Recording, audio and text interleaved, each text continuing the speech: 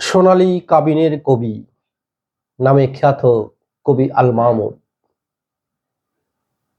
তার রচিত একটি বিখ্যাত কাব্যগ্রন্থের নাম কালের কলস। সেই কালের কলস কাব্যগ্রন্থ হতে কালের কলস কবিতাটি আবৃত্তি করছি।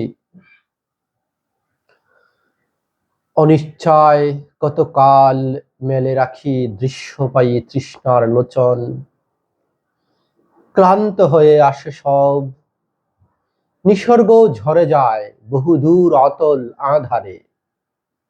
আর কি তাকলো তবে হে নীলিমা অবগুণ্ঠন, আমার কাফন আমি চাদরের মতো পরে কতদিন আন্দোলিত হব, কত কাল কত যুগ ধরে দেখব।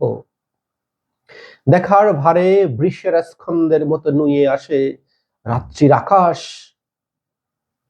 কে ধারালো বর্ষা হেনে অসংখ্য ক্ষতের সৃষ্টি করে সেই কৃষ্ণকায় ষাঁড়ের শরীরে। আর সে আঘাত থেকে কি যে ঝরে পড়ে ঠিক এখনো বুঝি না।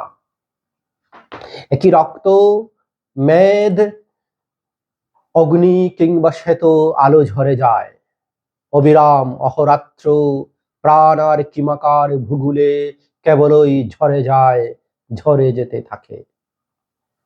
ক্রমে তাও শেষ হলে সে বন্য বৃষভ যেন গলে যায় নিসর্গ শোভায়।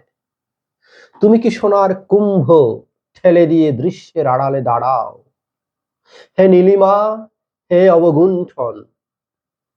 আকাশে উবুর হয়ে ভেসে যেতে থাকে এক আলোর কলস, অথচ কেউ দেখে না, ভাবে না কনক কুম্ভ পান করে কালের জঠর, ভাবে না, কারণ তারা প্রতিটি প্রভাতে দেখে ভেসে উঠে আরেক আধার, ছল খায়, ভেসে যায়, অবিশ্রাম ভেসে যেতে থাকে।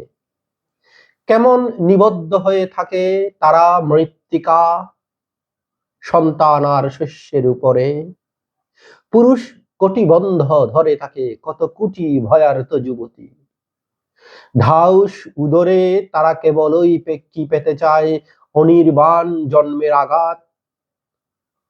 মাংসের খড়ল থেকে একে একে উড়ে আসে আত্মার চড়ুই। সমস্ত ভূগোল দেখে কি বিপন্ন শব্দে ভরে যায়, পূর্ণ হতে থাকে।